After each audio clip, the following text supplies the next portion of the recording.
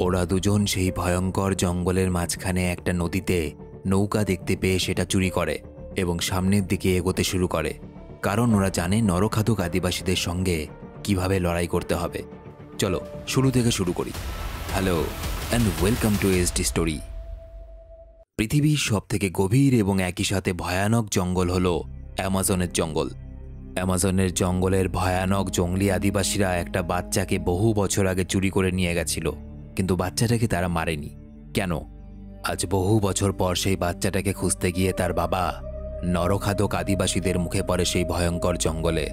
আর শুধু তাই নয়, তার জন্য অপেক্ষা করছিল সেই ভয়ঙ্কর জঙ্গলের মধ্যে অনেকগুলো চমক। তারপর কি হলো? কেনই বা সেই ঘন জঙ্গলের আদিবাসীদের মেয়েগুলোকে তুলে আনা হলো রাতের বেলায়? চলো আমার সাথে পৃথিবীর সবচেয়ে ভয়ানক আদিবাসীদের জঙ্গলে এক রোমহর্ষক অ্যাডভেঞ্চারে। SD story presents the emerald forest. এনার নাম হলো বিল, পেশায় একজন ইঞ্জিনিয়ার। তার সাথে তার স্ত্রী জিন, ছেলের নাম টমি আর মেয়ের নাম হেদার। অ্যামাজনের এই বিশাল জঙ্গলের মধ্যে কিছু গাছপালা কেটে এক ধরনের বিশেষ বাঁধ তৈরি হবে এবং এই বাঁধ তৈরির প্রধান ইঞ্জিনিয়ার হিসেবে বিলকে এখানে নিযুক্ত করা হয়েছে। একদিন বিল যখন পাশের জঙ্গলের সামনে পুরো পরিবারকে নিয়ে সময় কাটাচ্ছিল, তখন তার ছেলে টমি বিল এবং জিনের নজর এড়িয়ে জঙ্গলের গভীরে চলে যায় এবং সেখানে জঙ্গলের গাছপালার আড়ালে লুকিয়ে থাকা এই অদ্ভুত মানুষগুলোকে দেখতে পায়। টমি সঙ্গে সঙ্গে ছুটে এসে তার বাবা বিল এবং তার মা জিনকে বলে, জঙ্গলের ভেতরে আমি এমন কিছু মানুষ দেখেছি যারা দেখতে অদ্ভুত এবং আমার দিকে তাকিয়ে হাসছিল। বিল টমির কথা শুনে জঙ্গলের সেই গভীর জায়গায় যায়, কিন্তু বিলকে আসতে দেখে ওই লোকগুলো গাছের আড়ালে এমনভাবে লুকিয়ে পড়ে বিল তাদেরকে দেখতেই পায় না। সেভাবে তার ছেলে টমি ভুল দেখেছে এবং সেই তাকে জঙ্গল থেকে বেরিয়ে আসতে বলে। কিন্তু কিছু দূর আসার পর পেছন ফিরে তাকালে বিল আর টমিকে দেখতে পায় না। জঙ্গলের সেই জায়গায় যাওয়া মাত্র বিলকে লক্ষ্য করে কেউ বা কারা একটা তীর মারে। বিল বুঝে যায় টমি যাদের দেখার কথা বলেছিল তারা হয়তো অ্যামাজনের এই এলাকার ভয়ঙ্কর আদিবাসীরা এবং তারাই হয়তো তার ছেলে টমিকে অপহরণ করে নিয়ে গেছে। অসহায় পিতা বিল উদ্ভ্রান্তের মতো নিজের সমস্ত কর্মীদের নিয়ে চারদিকে টমিকে খুঁজতে থাকে, কিন্তু তার ছেলের কোনো হদিশ পায় না তারা। বিল বুঝতে পারে যে অ্যামাজনের এত বড় আর ঘন জঙ্গলে টমিকে সে হয়তো সারা জীবনের জন্য হারিয়ে ফেলেছে। কালের নিয়মে কেটে যায় এরপর 10-10টা বছর। বিল যে বাঁধের কাজ নিয়ে এই জায়গায় এসেছিল তা প্রায় শেষের দিকে, কিন্তু তার ছেলে কিন্তু এখনো ফেরেনি। এই 10 বছর বিল কাজের ফাঁকে যতটুকু সময় পেয়েছে শুধুমাত্র নিজের ছেলেকে খুঁজে বের করার চেষ্টা করে গেছে। না, শুধুমাত্র জঙ্গল নয়, ঘুরে বেরিয়েছে নানা অনাথ আশ্রমে এবং দুস্থ দরিদ্র বাচ্চাদেরকেও দেখাশোনার কাজ করে গেছে, যদি কোথাও তাদের মধ্যে টমিকে সে আবার খুঁজে পায় এই আশায়। বিল জানতে পারে ওই ঘন জঙ্গল এলাকায় সেই অঞ্চলে যাওয়াটা প্রচণ্ড বিপজ্জনক, যে কোনো মুহূর্তে প্রাণ চলে যেতে পারে।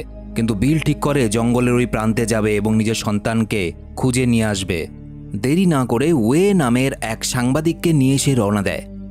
10 বছর আগে যখন টমি হঠাৎ করে হারিয়ে গেছিল বা তাকে অপহরণ করা হয়েছিল, টমিকে খুঁজতে গিয়ে যে তীরটা তার গায়ে এসে লেগেছিল সেই তীরটার পেছনের দিকে এক বিশেষ ধরনের পালক আটকানো ছিল। বিল সেই পালকটা খুলে নিজের কাছে রেখে দিয়েছিল। এবার রাস্তায় সে কিছু আদিবাসীদের ওই পালকটা দেখিয়ে জিজ্ঞেস করে, বলতে পারবে এটা আদিবাসীদের কোন দলের হতে পারে? কারণ আদিবাসীদের মধ্যে বিভিন্ন গোষ্ঠী থাকে। বিল জানতে পারে এই পালকটা সেই আদিবাসী গোষ্ঠীরা ব্যবহার করে যাদেরকে বলা হয় ইনভিজিবল পিপল বা অদৃশ্য মানুষ, এবং তারা এই জঙ্গলের সবথেকে ভয়ঙ্কর জায়গায় থাকে। এবার প্রশ্ন হলো, অদৃশ্য আদিবাসী কেন বলা হয়? তো যাই হোক, বিল একটা নৌকা জোগাড় করে জঙ্গলের সেই রহস্যময় প্রান্তের উদ্দেশ্যে রওনা দেয়। দেখা যায় জঙ্গলের গভীরে এক জায়গায় সত্যি দুটো আদিবাসী দল আছে। তাদের মধ্যে একদল আদিবাসী হলো মানুষ খেকো বা নরখাদক, যাদেরকে ফিয়ার্স পিপল বলা হয়, আর অন্য একটা আদিবাসীদের দল আছে যাদেরকে বলা হয় অদৃশ্য মানুষ। এই জন্য অদৃশ্য মানুষ বলা হয় কারণ এই আদিবাসীরা গাছপালা জঙ্গল যে কোনো কিছুর সাথে নিজেদের গায়ে রং মেখে সেই পরিবেশের মধ্যে লুকিয়ে যেতে পারে খুব সহজেই। দেখা যায় বিল যেরকম সন্দেহ করেছিল সত্যি সত্যি টমি ওই অদৃশ্য আদিবাসীদের কাছেই আছে। বিগত 10 বছরে সম্পূর্ণভাবে আদিবাসীদের মধ্যেই একজন হয়ে উঠেছে সে। তার সাজ পোশাক, হাবভাব, চালচলন, কথাবার্তা একদম অবিকল আদিবাসীদের মতো। টমি এখন তাদের সঙ্গে ঘুরে ঘুরে শিকার করে বেড়ায়। আদিবাসীদের লিডার, যার নাম ওয়ান্দে, আর তার স্ত্রীকে সে মা বাবা বলে ডাকে। অতীত জীবনের সঙ্গে দূর দূর অবধি তার কোনো সম্পর্ক নেই। এছাড়াও বিল জানতে পারে এই দুটো আদিবাসী দল অর্থাৎ নরখাদক আদিবাসীরা এবং অদৃশ্য আদিবাসী, এদের মধ্যে কিন্তু প্রবল শত্রুতা। দেখা যায় টমি একদিন সাঁতার কাটতে কাটতে কাচেরি নামের একটা মেয়ের প্রতি আকৃষ্ট হয়ে পড়ে। ওই ছেলেপেলে যেরকম হয় আর কি। এবং এটা দেখে আদিবাসীদের প্রধান জানায় যে টমি এতদিন পর্যন্ত বালক ছিল, কিন্তু এবার তাকে মেরে ফেলার সময় এসেছে। এই কথা বলা মাত্র সেই দলের সবাই এরকম উদ্ভট নাচ করতে থাকে এবং বিশেষ এক ধরনের অনুষ্ঠানে মেতে ওঠে। এবং দেখা যায় টমিকে একটা পাথরের উপর গাছের ডাল ধরে দাঁড় করিয়ে রাখা হয়, আর তার গায়ে প্রচুর এই ধরনের বিষাক্ত বড় বড় কাঠপিঁপড়ে বেয়ে বেয়ে উঠতে থাকে। একসময় সে আর দাঁড়িয়ে থাকতে পারে না, তার শরীর ভেঙে আসে। এই অনুষ্ঠানের পরের দিন টমিকে ওয়েন্ডি আর দলের বাকিরা পুকুরের জলে স্নান করিয়ে তুলে আনে। দেখা যায় তার সারা শরীরে অত পিঁপড়ের কামড়ে রক্ত বেরিয়ে এসেছে। এটা দেখে ওয়েন্ডি বলে, তোমার শরীরের মধ্য থেকে আজ থেকে বালক সত্তাটা মারা গেল। আজ থেকে তুমি আর বালক নও, তুমি একজন প্রাপ্তবয়স্ক পুরুষ মানুষ। বোঝো ব্যাপার, পুরুষ বানানোর জন্য পিঁপড়ের কামড় খেতে হয়। তো যাই হোক, এই আদিবাসীদের কাছে বিশেষ এক ধরনের সবুজ পাথর ছিল, যেই পাথর দিয়ে তারা অনেক কিছু করতে পারত। কিন্তু বর্তমানে বিশেষ সবুজ পাথরের ভাণ্ডার তাদের কাছে শেষ হয়ে এসেছে। তাদের লিডারের কথা মতো টমি সেই বিশেষ সবুজ পাথর খোঁজার জন্য বেরিয়ে পড়ে। এদিকে দেখা যায় বিল আর সাংবাদিক ওয়ে তারা জানে না অদৃশ্য মানুষদের ডেরাটা আসলে এই জঙ্গলের মধ্যে কোথায়। তাই তারা কিছু শব্দবাজি ফাটায় যাতে আদিবাসীরা সেই আওয়াজ শুনে বুঝতে পারে যে এখানে কেউ এসেছে। কিন্তু তারা এমন জায়গায় সেই শব্দবাজিগুলো ফাটায় যেটা ওই অদৃশ্য আদিবাসীদের জায়গায় ছিল না, ওটা ছিল মানুষ খেকো আদিবাসীদের দলের জায়গা। সেই নরখাদক আদিবাসী দল সেখানে চলে আসে এবং বিল আর ওয়েকে অপহরণ করে নিজেদের ডেরায় নিয়ে যায়। এদিকে বিলের কাছে থাকা সেই তীরের পালকটা দেখে ওরা ধরে নেয় এরা হয়তো অদৃশ্য আদিবাসী গোষ্ঠীর হয়ে কাজ করে। তাদের মধ্যে একজন হামলা করতে এলে বিল তাকে গুলি করে মেরে ফেলে এবং এটা দেখার পর নরখাদক আদিবাসীদের লিডার, যার নাম জ্যাকারে, সে প্রচণ্ড রেগে যায় এবং তাদের দলের সবাইকে আদেশ দেয় উয়েকে সেখানেই মেরে ফেলতে। আর বিলকে বলে, তুমি ততক্ষণ পর্যন্ত এই ভয়ঙ্কর জঙ্গলের মধ্য দিয়ে প্রাণ বাঁচানোর চেষ্টা করতে থাকো যতক্ষণ না আমরা তোমাকে না ধরতে পারছি। কারণ তারা খুব ভালো করেই জানে এই ভয়ঙ্কর জঙ্গলের প্রতিটা কোণা কোণা তাদের হাতের তালুর মতো চেনা। কিন্তু বিল যেহেতু বাইরে থেকে এসেছে, সুতরাং সেই জঙ্গলের বাইরে পালাতে পারবে না। বিল প্রাণ বাঁচিয়ে তাদের হাত থেকে তবুও পালানোর চেষ্টা করে, কিন্তু এই আদিবাসীদের নজর এড়িয়ে পালানোটা সত্যিই অসম্ভব।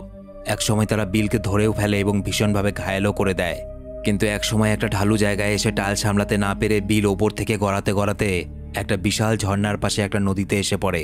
ঘটনাক্রমে সেই সময় কিন্তু টমিও সেখানে এসে পৌঁছায়, কারণ সেই সবুজ পাথর খুঁজতে সে বেরিয়েছিল। বিল টমিকে দেখে বুঝতে পারে এটাই তার হারিয়ে যাওয়া ছেলে, সেই একই মুখ, সেই একই চোখ। এবং টমিকে দেখেও মনে হয় সেও যেন বিলকে কোনোভাবে চিনতে পেরেছে। অতীতের কিছু কথা তার মনে পড়ে যায়। এতদিন, এতটা বছর পর নিজের হারিয়ে যাওয়া ছেলেকে সামনে দেখতে পেয়ে বিল আবেগপ্রবণ হয়ে ওঠে এবং সেই নরখাদক আদিবাসীগুলোর কথা ভুলেই যায়। আর এই ফাঁকে তারা বিলকে লক্ষ্য করে একটা তীর চালিয়ে দেয়, যেটা বিলের হাতে লেগে এফর ওফর হয়ে যায়। টমি কোনো মতে বিলকে নরখাদক মানুষগুলোর হাত থেকে বাঁচিয়ে একটা নিরাপদ জায়গায় এসে পৌঁছায়। বিল তাকে জিজ্ঞেস করে, টমি, তুমি কি আমাকে চিনতে পারছো? আমি তোমার বাবা, তোমার মায়ের নাম জিন। আমরা তোমাকে খুঁজে পাওয়ার আশায় এতগুলো বছর ধরে অপেক্ষা করছি। তুমি কি আমাদেরকে একদমই ভুলে গেছো? টমি জানায়, এখন আমাকে কেউ টমি করে ডাকে না, আমার নাম টমে। আর তোমার আর মায়ের মুখ কি আমি ভুলতে পারি বাবা? আমি মাঝে মাঝে এখনও স্বপ্নে তোমাদের দেখতে পাই। আজকে তুমি আমার সামনে দাঁড়িয়ে আছো। এই বলে বিলকে নিয়ে সেই নিজেদের আস্থানায় ফিরে যায়, কারণ বিলের খুব তাড়াতাড়ি চিকিৎসার দরকার। অনেক চেষ্টার পর ওয়েন্ডি কিন্তু বিলকে সুস্থ করে তোলে। বিলের জ্ঞান এলে সে ওয়েন্ডিকে জিজ্ঞেস করে, কেন তুমি সেদিন আমার ছোট ছেলেটাকে অপহরণ করে নিয়ে এসেছিলে? ওয়েন্ডি বলে, সত্যি এই প্রশ্নে কোনো উত্তর আমার কাছে জানা নেই। সেদিন কেন জানি না ওই বাচ্চাটার হাসি দেখে আমার মনে হয়েছিল ওকে শহরের মানুষদের থেকে রক্ষা করা উচিত। কারণ আমরা শহরের মানুষদেরকে প্রচণ্ড ঘৃণা করি। শহরের মানুষেরা উইপোকার মতো গোটা পৃথিবীতে গাছপালা নষ্ট করে একটু একটু করে সব কিছু শেষ করে দিচ্ছে। তাই হয়তো সেদিন ক্ষোভবশত আমি তোমার ছেলেকে নিজের সাথে করে নিয়ে এসেছিলাম। বিল টমিকে অনেক করে বলে এবং বোঝায় তার সঙ্গে বাড়ি ফিরে যেতে, কিন্তু টমি রাজি হয় না। সে বলে, বাবা, এই জঙ্গলই হলো এখন আমার বাড়ি, আর এই আদিবাসীরাই হলো আমার কাছের মানুষজন। এদের ছেড়ে যাওয়া অসম্ভব। কোনো জিনিস না পাওয়ার বেদনা এক, আর কোনো জিনিস পাওয়ার পরও তাকে হারিয়ে ফেলা, সেটার বেদনা আর এক। স্বাভাবিকভাবেই বিল প্রচণ্ড ভেঙে পড়ে। সে তো তার ছেলেকে খুঁজে পাওয়ার আশা ছেড়েই দিয়েছিল। আজকে খুঁজে পাওয়ার পরেও তাকে নিয়ে যেতে পারছে না। তার ছেলে টমি আর আগের মতো নেই, তার সব কিছু পাল্টে গেছে। পরের দিন টমি এবং সেই মেয়েটা, যার নাম কাচিরি, তাদের বিয়ের অনুষ্ঠান হয়। তো যাই হোক, অনুষ্ঠান শেষ হওয়ার পর বিল জানায় সে নিজের বাড়িতে নিজের পরিবারের কাছে ফিরে যেতে চায়। বিলের ইচ্ছে মতো ওয়েন্ডি, টমি এবং বাকি ছেলেরা এসে বিলকে শহরের কাছে পৌঁছে দিয়ে যায়। কিন্তু ফেরার পথে তাদের আস্তানার দিকে দাউ দাউ করে ধোঁয়া উঠতে দেখে তারা। সবাই তাড়াতাড়ি ছুটে গিয়ে দেখে তাদের আস্তানার মধ্যে কোনো পুরুষ নেই। তাদের আস্তানায় আক্রমণ করে কেউ বা কারা বয়স্ক মহিলাগুলোকে গুলি করে মেরে ফেলেছে আর অল্প বয়সী মেয়েদেরকে অপহরণ করে নিয়ে গেছে, যাদের মধ্যে টমের সদ্য বিবাহিত স্ত্রী কাচিরিও আছে। এইসব দেখে ওয়েন্দি বুঝে যায় এই কাজ নিশ্চয়ই তাদের শত্রু দল অর্থাৎ সেই নরখাদক আদিবাসীদের কাজ। কিন্তু প্রশ্ন হলো, আদিবাসীদের কাছে গুলি বন্দুক কোত্থেকে এলো? তারা তো তীর ধনুক চালায়, তারা তো জঙ্গলের ভেতরে বসবাস করে। ব্যাপার হলো, নরখাদক আদিবাসীরা যখন বিলকে মারার চেষ্টা করছিল তখন এক জায়গায় বিলের বন্দুকের গুলি শেষ হয়ে যায়, আর প্রাণ বাঁচিয়ে টমির সঙ্গে পালাতে গিয়ে বিল তার বন্দুকটা এক নরখাদক আদিবাসীকে মারার জন্য তার দিকে ছুড়ে দিয়েছিল এবং টমের সাথে পালিয়ে এসেছিল। এরপর দেখা যায় নরখাদক আদিবাসীদের দলটা ওই বন্দুকটা সাথে করে নিয়ে যায় এবং সত্যিই তারা প্রথমে বন্দুকটা চালাতে পারছিল না, কারণ তারা তো কখনো বন্দুক দেখেনি। এমনকি বন্দুক চালাতে গেলে যে গুলির দরকার হয় সেই বিষয়েও তাদের কোনো জ্ঞান ছিল না। তখন তারা সাহায্যের জন্য জঙ্গলের বাইরে এক জায়গায় কিছু চোরা শিকারী এবং মেয়ে পাচারকারীদের ডেরা ছিল, সেখানে যায় এবং সেখানে গিয়ে ওই লোকগুলোকে বলে, আমাদের এই ধরনের অস্ত্র দরকার এবং এগুলো কি করে চালাতে হয় সেগুলো আমরা জানতে চাই। তার পরিবর্তে ওই লোকগুলো আদিবাসীদেরকে শর্ত দেয়, আমরা তোমাদেরকে অস্ত্র দেব, কিন্তু তার পরিবর্তে তোমাদের গ্রাম থেকে কিছু মেয়ে এনে আমাদেরকে দিতে হবে, যাদের শরীর বেচে আমরা ব্যবসা করব। এবং এই কারণেই সুযোগ বুঝে নরখাদক আদিবাসীরা ওয়েন্দিদের বাসস্থানে হানা দেয় এবং সেখানে বয়স্ক মহিলাগুলোকে মেরে বাকি মেয়েদেরকে তুলে নিয়ে যায় বিক্রি করার জন্য। ওয়েন্দি আর তার দলবল সেই নরখাদক আদিবাসীদের খোঁজে জঙ্গলে এদিক ওদিক ঘুরতে থাকে এবং একসময় তারা সেই নরখাদক আদিবাসীদেরকে খুঁজেও পেয়ে যায়। তবে ওয়েন্দি খুব ভালো করেই জানতো এইসব নরখাদক আদিবাসীদের সামনে সরাসরি লড়াই করে তারা জিততে পারবে না। তাই ওয়েন্দি সূর্য ডোবার অপেক্ষা করতে থাকে। রাতের অন্ধকারে লুকিয়ে তাদের ওপর হামলা করবে ওয়েন্দিরা। কিন্তু রাতের বেলায় সেই জায়গায় এসে তারা দেখে জায়গাটা পুরোপুরিভাবে কাটা তার আর লোহার জাল দিয়ে ঘেরা। এখানে বলে দেই, এটা ছিল সেই জায়গা যে জায়গার গাছ কেটে বাঁধ নির্মাণ করা হচ্ছিল।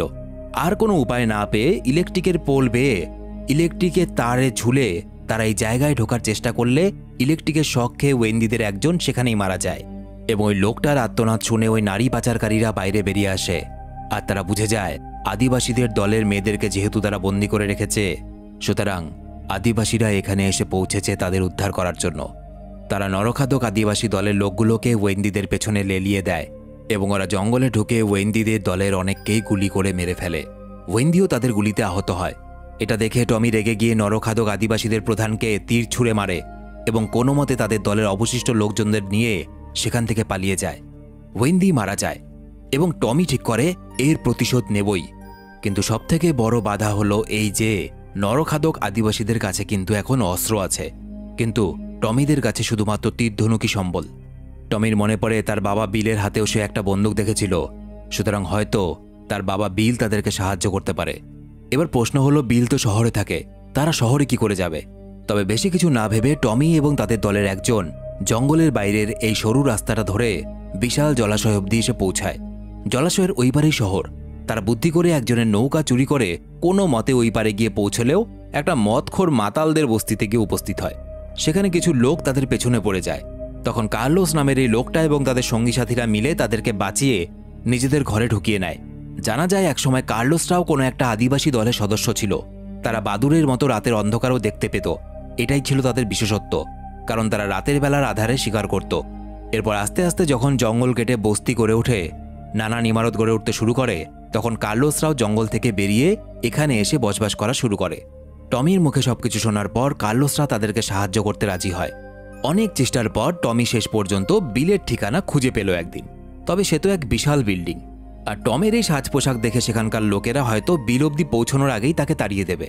এটা ভেবে টমি একটা গাছের পাতা ছিঁড়ে সেটা পায়ে বেঁধে বিল্ডিংয়ের পিলার বেয়ে ওপরে ওঠে এবং অনেক কষ্টে বিলের ফ্ল্যাট অব্দি পৌঁছায়।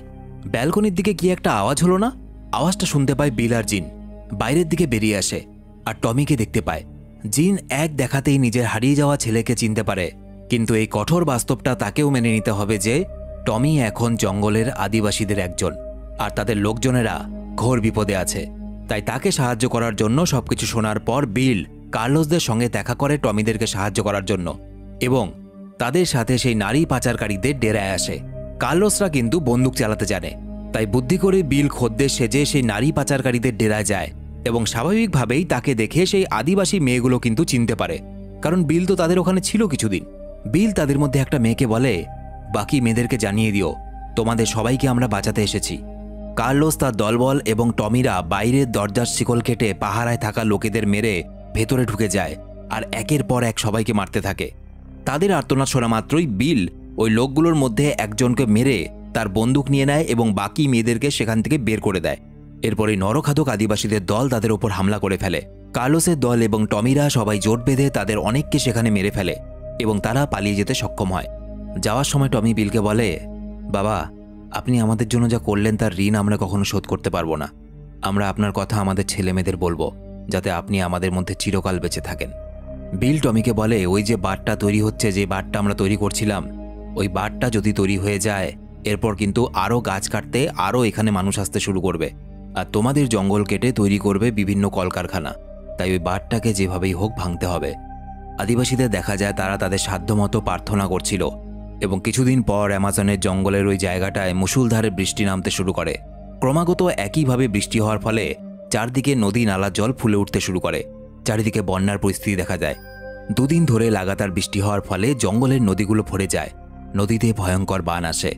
টমিরা গাছের উপরে উঠে পড়ে এবং নদীতে প্রবল জলস্রোত দেখে বুঝতে পারে বন্যা আসছে। কিন্তু অবাক ব্যাপার, তারা দুঃখ না পেয়ে আনন্দ উল্লাস করতে থাকে, কারণ তারা জানে অ্যামাজনের জঙ্গলের ভেতরে এই নদীর বন্যা কতটা ভয়ঙ্কর হবে এবং কি বিশাল তার শক্তি হবে। এতটাই শক্তি হবে যেটা কিনা ওই বাঁটটাকে ধ্বংস করে দিতে পারে। এবং দেখা যায় প্রবল জলের স্রোতে সেই নতুন নির্মাণ করা বাঁটটা ভেঙে চুরমার হয়ে যায়। এদিকে বিলকে দেখা যায় তার দু চোখ দিয়ে জল বেয়ে বেয়ে পড়ছে। কারণ ওই একটাই, কাউকে না পাওয়ার বেদনা যতটা হয়, কাউকে পেয়েও হারানোর পর সেই বেদনা অনেকটা বেশি হয়। সে তার ছেলেকে এত বছর পরে ফিরে তো পেয়েছিল, কিন্তু সেই ছেলে সভ্য সমাজে নয়, জঙ্গলেই ঠিক আছে। মুভি শেষে দেখা যায় আদিবাসীদের এখন নতুন লিডার হয়েছে, আর সেটা আর কেউ নয়, টমি। মুভিটা এখানেই শেষ হয়ে যায়। ভিডিও শেষে সবার প্রতি একটা অনুরোধ করতে চাই, না সাবস্ক্রাইব করতে বলছি না।